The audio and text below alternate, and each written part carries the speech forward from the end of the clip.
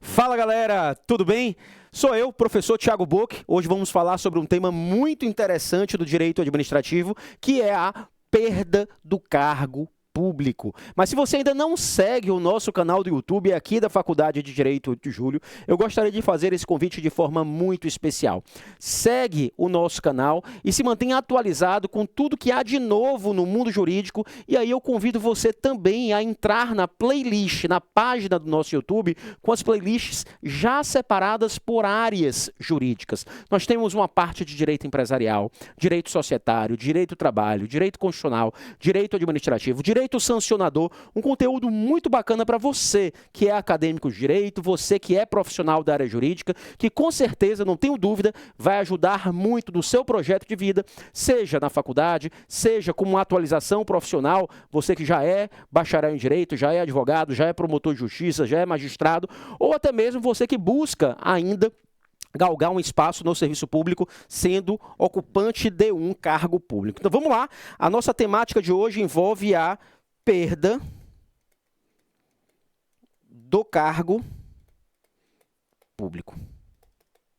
E aqui um ponto muito interessante, muito importante, é que quando a gente pensa em cargo público e, consequentemente, a perda deste cargo público no âmbito da administração pública, a gente não pode confundir com o que acontece na iniciativa privada. Por exemplo, na iniciativa privada, você pode pedir a sua demissão. Ou seja, você faz um requerimento, você faz uma solicitação para que haja a ruptura, para que haja a quebra da relação funcional entre você, que é regido pela consolidação das leis do trabalho, CLT, e aquele empregador, empregado e empregador. E, eventualmente, se você pratica uma falta funcional de natureza grave, você também pode ser demitido. Aqui na administração pública, a gente precisa tratar este tema com uma profundidade um pouco maior, porque existem várias formas de saída do cargo público, várias formas de perda do cargo público. E eu queria que vocês acompanhassem aqui, coloquei na tela justamente para a gente avançar nesse conteúdo programático. A primeira coisa, aqui na administração pública, você não pode requerer a sua demissão. Se você, esponte própria, se você desejando romper a sua relação funcional com a administração pública, você vai requerer a sua exoneração. E esta exoneração pode ser uma exoneração a pedido ou uma exoneração de ofício. E esta exoneração de ofício corresponde, sim, a uma perda compulsória do cargo público. E quando a gente fala em uma perda compulsória do cargo público, nós estamos nos referindo a uma saída do cargo público contra a vontade deste servidor público. Tiago, diga, me dá um exemplo sobre esta exoneração de ofício. Nós temos alguns exemplos, mas vamos imaginar, por exemplo, que você, já ocupante do cargo público, você passa por uma avaliação especial de desempenho. Nesta avaliação especial de desempenho, a administração pública vai verificar, de maneira muito simples, se você serve ou não serve para ocupar aquele cargo público.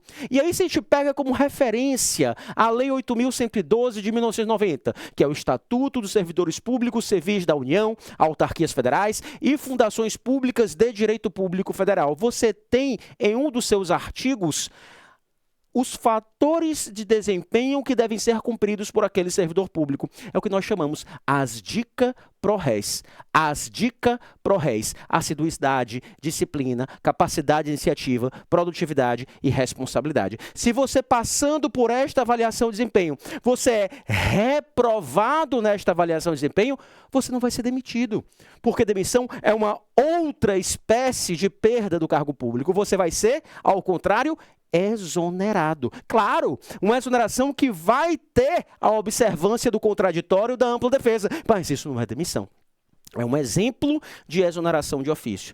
Tiago, tem algum outro exemplo? Tem, e eu cito para você, para deixar mais claro, mais objetivo, nesse curto espaço de tempo que nós temos ao longo dessa pílula jurídica ao longo desta pílula de aula que a gente está trabalhando neste exato momento aqui com você, que é a temática perda do cargo público. Vamos imaginar que você, fazendo o concurso público, após a aprovação do concurso público, você vai ser nomeado. Se você é nomeado, mas não toma posse no prazo legal, eu não tenho como dar como consequência a perda do cargo público. Por quê? Porque você ainda não se tornou servidor público. Você ainda tem uma expectativa de ser servidor público. Então, a consequência, neste caso concreto, será a desconsideração do ato de nomeação. O ato de nomeação é tornado sem efeito. É exatamente a literalidade que diz os estatutos funcionais e, neste exemplo que nós estamos trabalhando, que diz a Lei 8.112. Porém, se você é nomeado, mas você não, sendo empossado, você não entra em exercício no prazo legal, a consequência agora é diferente, porque você já foi nomeado, você já foi empossado, você assinou o termo de posse e, consequentemente, você já se tornou servidor público. Se você toma posse, mas não entra em exercício no prazo legal, consequência é a exoneração, e esta exoneração é uma exoneração de ofício. Uma exoneração de ofício porque acontece contra a sua vontade. Então, percebam que a exoneração, sendo ela de ofício, é uma das hipóteses de perda do cargo público, inclusive perda compulsória do cargo público. Isso é importante deixar claro, acompanha comigo, não se confunde, por exemplo, com a demissão. Já vimos, fazendo paralelo com a iniciativa privada, que lá você pode pedir a sua demissão ou ser demitido. Aqui não. Você pode pedir a sua exoneração, se você eventualmente vai galgar outros rumos, vai ocupar outro cargo público, ou se você vai empreender na iniciativa privada, enfim. Aqui você pede a sua exoneração. E demissão é uma sanção disciplinar.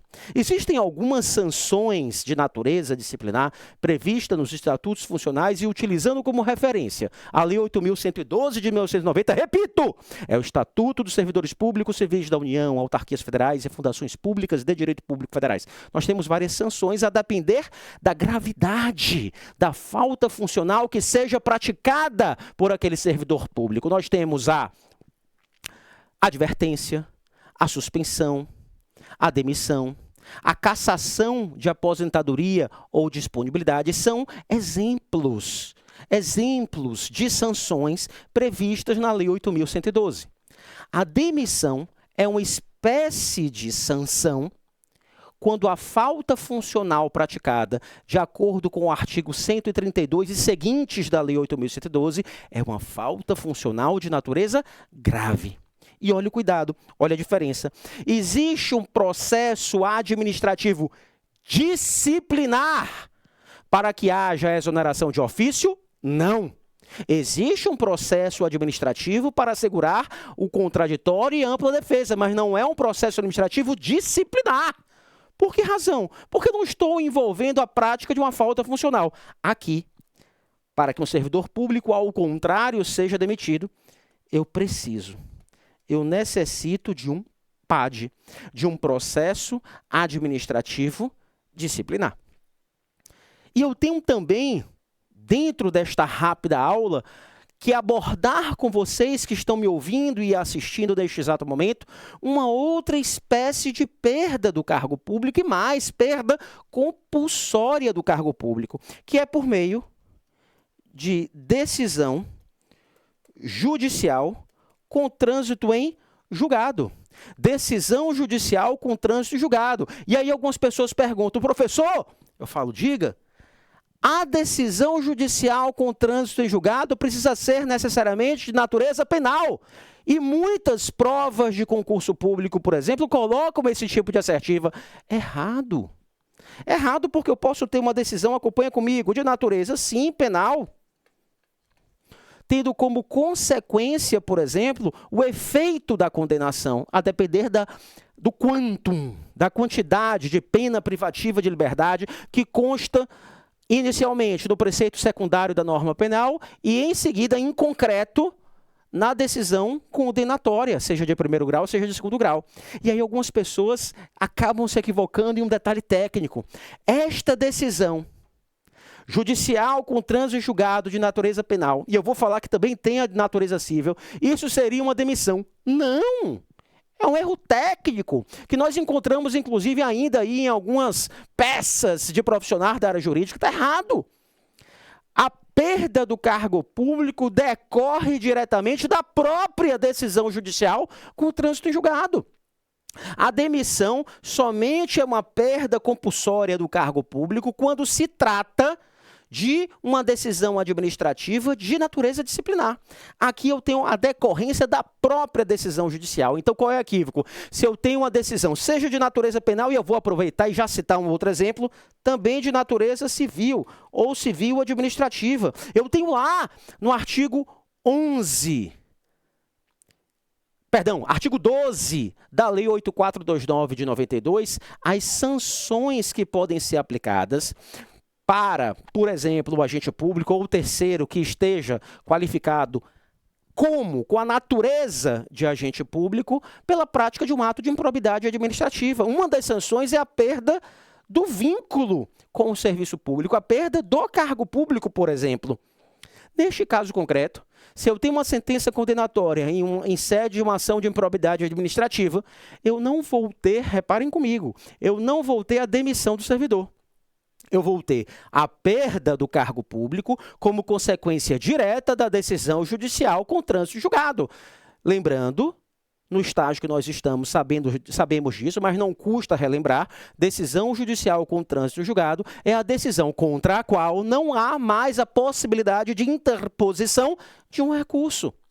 Então, percebam, e aqui eu posso ter, fazendo um rápido resumo, voltando aqui para a tela cheia, eu posso ter como consequência desta relação funcional que se estabelece com a administração pública, várias hipóteses de perda do cargo público. E não apenas a demissão, como usualmente nós ouvimos de maneira equivocada.